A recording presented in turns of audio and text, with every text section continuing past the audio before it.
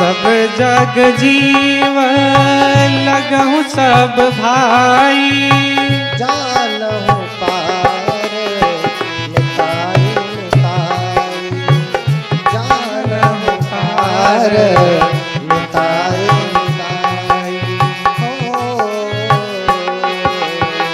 सब अनुकूल न कोई विपरीता, बैर हो जाने बढ़ने जमीता, सब अनुकूल। बोलिए भगवान बुद्ध की।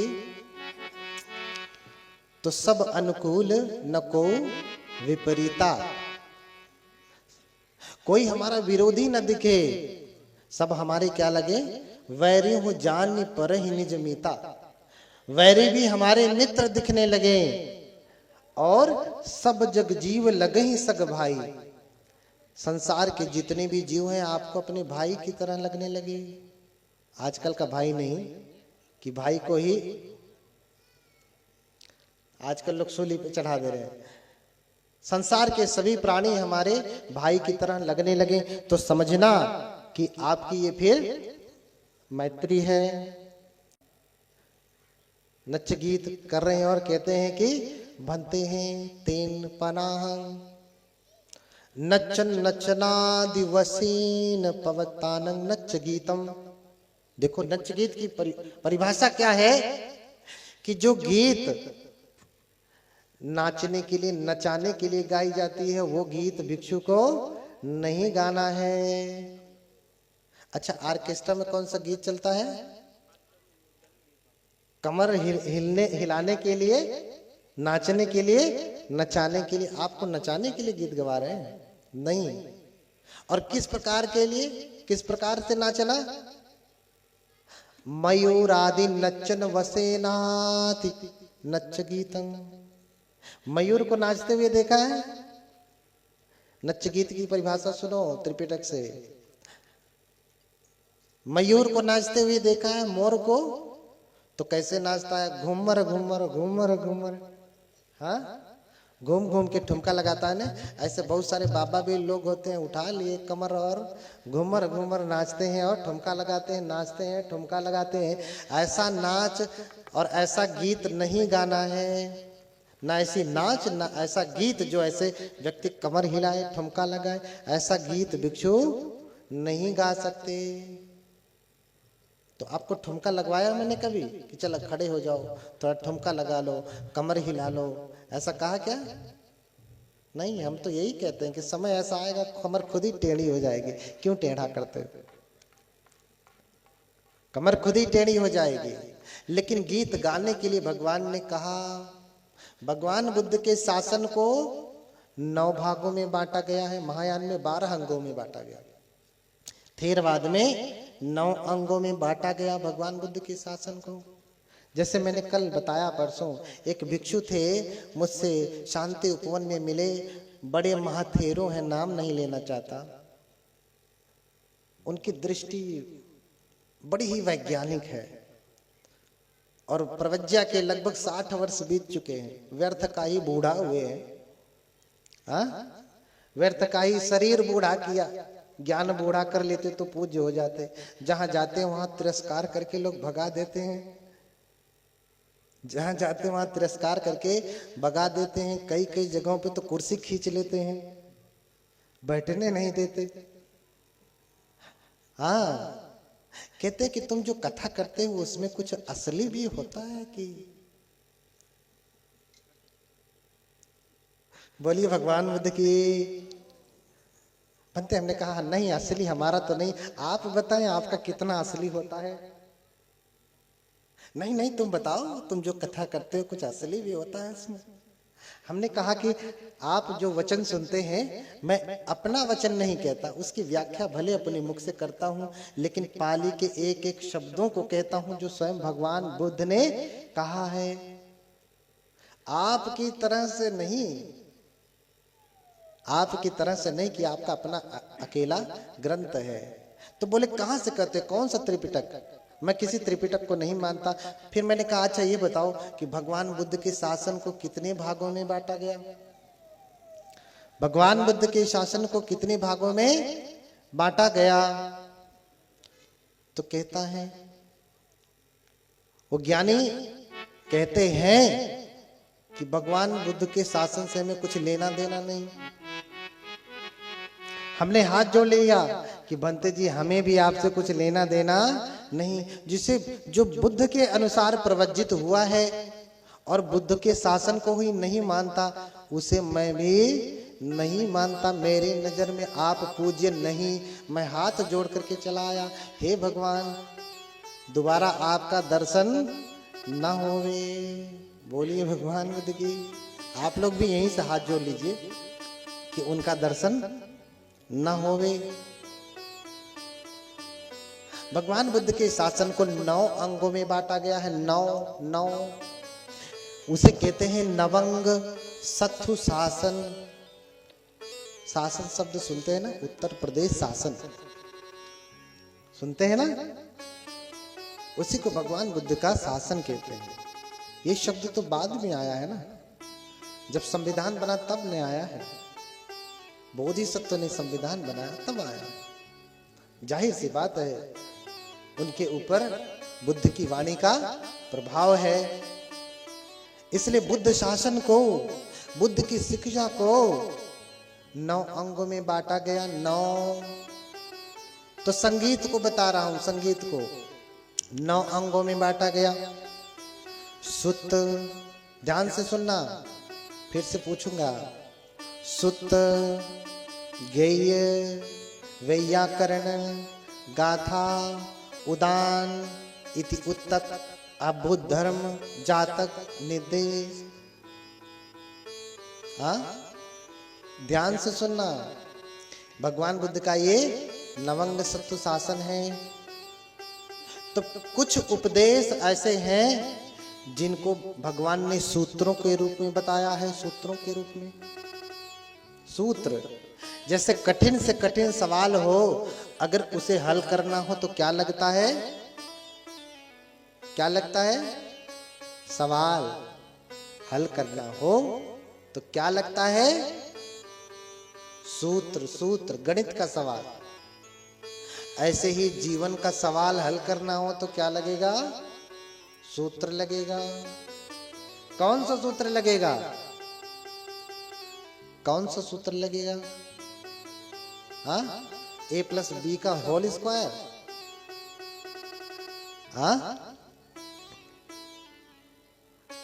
A+B का होल स्क्वायर लगेगा? बताओ, इसको लगा करके जरा दुख को दूर करके बताओ। नहीं कर सकते, नहीं कर सकते। इसलिए भगवान ने अलग से सूत्र दिया, इसलिए उसे कहा सुत। जैसे महामंगल सुत है, करणीय मित सुत है, रतन सुत है। वही सुत है जिसका उपदेश भगवान ने वैशाली में किया। जहां पहुंचते ही घनघोर वर्षा होने लगी, महामारी, सूखा और जो अकाल पड़ा था वो सब दूर हो जाता, वो सब कुछ दूर हो जाता। वही सूत्र है। वो भी सूत्र है। करणीय में तो एक सूत्र है। जानते हैं उसका उपदेश कब दिया? उस समय जब भिक्षु जन जंगल में जाते थे तो नाना प्रकार की अमानुषी शक्तियां परेशान करती थी। क्या करती थी? परेशान करती थी। अमानुषी शक्तियां, अमानवीय शक्तियां। और जब वो बैठते थे कहीं, चूंकि भंते लोगों के पास एक भिक्षा पात्र होता है, संगाटी होता है, चीवर होता है, जहां साधना के लिए बैठेंगे बगल में पात्र रख देंगे, चीवर रख देंगे, संगाटी रख देंगे। तो जब जंगल में रात्रि होती थी, साधना के लिए बैठते थे, तो पात्र सामने रखा, साधना के लिए बैठ गए, तो जब आंखें खोलते हैं तो पात्र गायब हो जाता था। मेरी बात सुन रहे हैं? बोलिए भगवान बुद्ध की। माता जी लोग आदमी नहीं देखी है, नहीं देखी है। इतना जोर जोर से घूरे तो आदमी दुबला हो जाएगा। हाँ,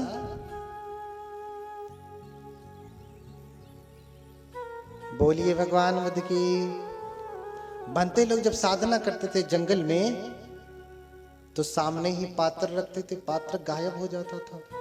यहीं बगल में चीवर रखा, चीवर गायब हो जाता था। पानी भर के लाए, पानी खत्म हो जाता था। भिक्षु लोग परेशान होते थे। फिर भगवान से कहा, भगवान हम लोग जब जंगल में साधना करते हैं तो ऐसी ऐसी समस्याएं, ऐसी ऐसी आपत्तियां आती हैं, अमानुषी शक्तियां परेशान करती हैं। भगवान ने कहा, भिक्षुओं तो तुम्हें करणीय मेत्त सूत्र का पाठ करना चाहिए, करणीय मेत्त सूत्र का पाठ करना चाहिए। करणीय मेत्त सूत्र, सूत्र माने सूत्र। तो कौन सा सूत्र लगाना चाहिए इस समस्या को हल करने के लिए, इस सवाल को हल करने के लिए? करणीय मेत्त, मैत्री भावना करना चाहिए। करणीय मथ कुशलेन यंतं संतं पदं अभिसमेच सक्को उजूच सुजूच सुवचूच समुदो अनतिमानी। ये मंत्र बताया भगवान ने। कहा कि समस्त जीवों के प्रति जो दिखाई दे रहे हैं, दिट्ठावा एव अदिट्ठा, जो दिखाई दे रहे हैं, जो नहीं दिखाई दे रहे हैं, भूतावा संभवेशीवा, जो जन्म ले चुके हैं, जो जिनकी संभावना है कि अभी जन्म लेंगे, दूरे वा संत के वा, दूर रहते हैं, चाहे पास में रहते हैं, चाहे जमीन में रहते हैं, चाहे आकाश में रहते हैं, सभी के लिए मंगल मैत्री करें। उसके लिए मंगल मैत्री का मंत्र दिया, सूत्र दिया। तब से उस करणीय मेत्त सूत्र का पाठ करके भिक्षु जन जब मैत्री भावना का अभ्यास करने लगे तो सारी आपत्तियां दूर हो गई। अब पात्र रखते थे तो पात्र कोई उठाता नहीं था, चीवर रखा तो चीवर गायब नहीं होता था, पानी रखा तो कोई पीता नहीं था, जब उन्हें प्यास लगी तब पी लिया। इसलिए मैंने भगवान बुद्ध के शासन को नवंग सत्व शासन बताया, उसे नवंग सत्व शासन कहा जाता है। तो पहला ही शासन क्या है? सुत्त, यानी उनकी पहली शिक्षा क्या है? सुत्त। दूसरी शिक्षा गेय।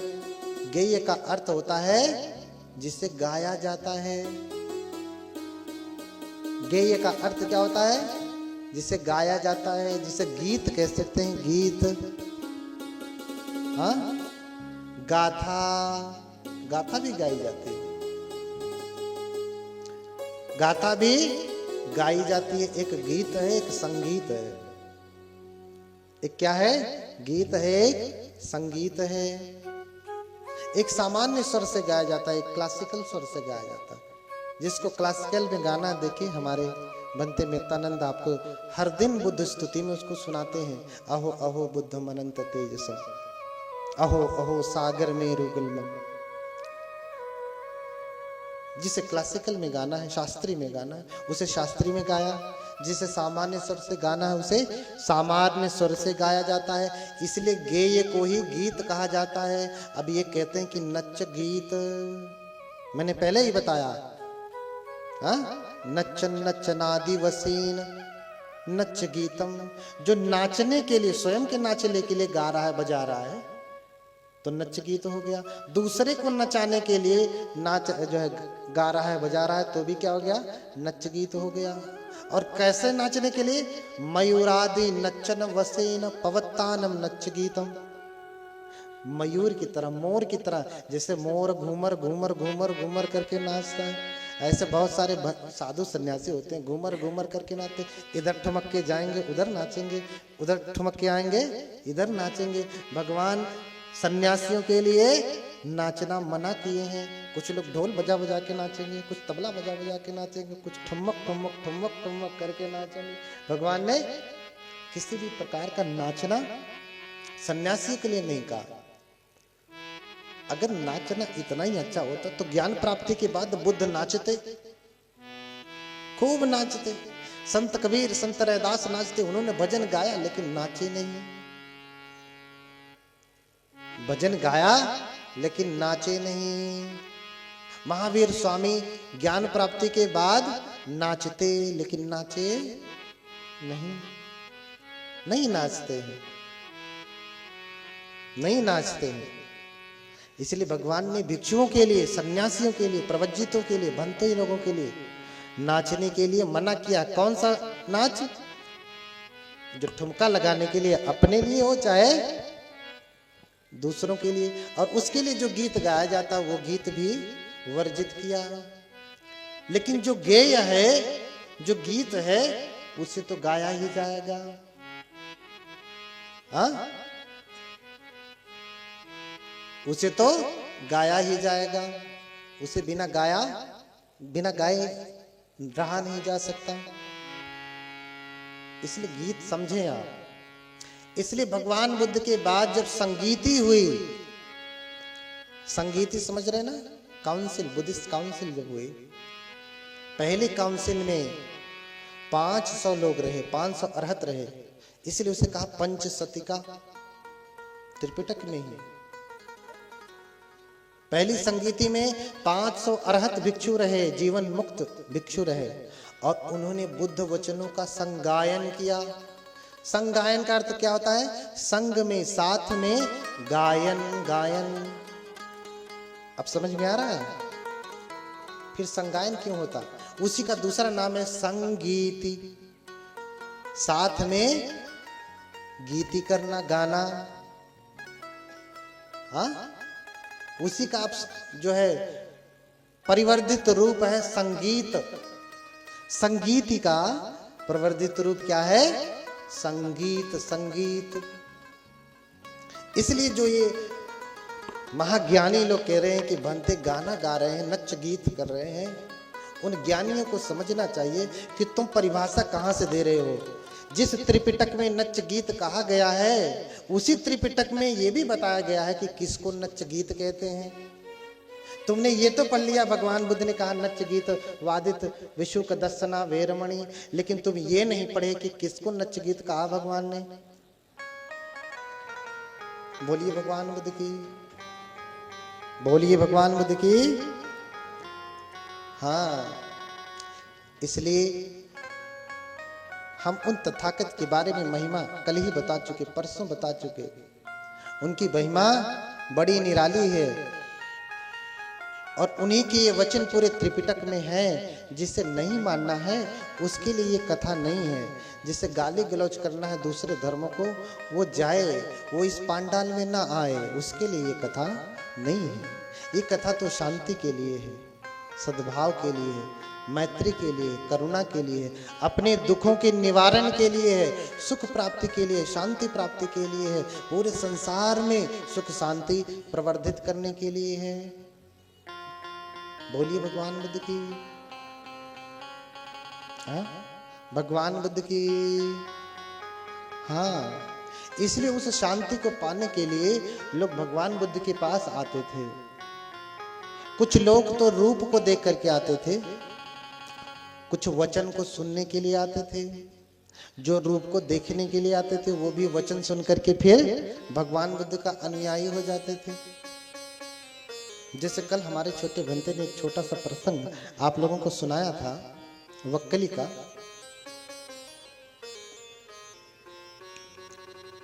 हाँ,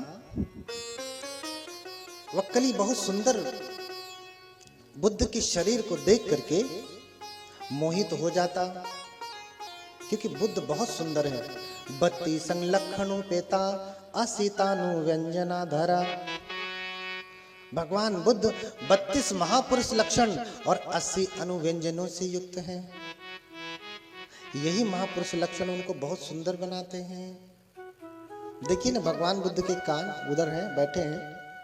उनके कान हमारे जैसे छोटे हैं, आपके जैसे छोटे हैं? नहीं, कान क्या है? लंबे हैं। उनके कान लंबे हैं। उनकी त्वचा भी स्निग्ध है। त्वचा कैसी है? स्निग्ध है। जैसे गुलाब के फूलों पे आप पानी डालेंगे पानी टिकेगा नहीं। जैसे पक्षियों के पंख के ऊपर पानी डालेंगे, धूल डालेंगे,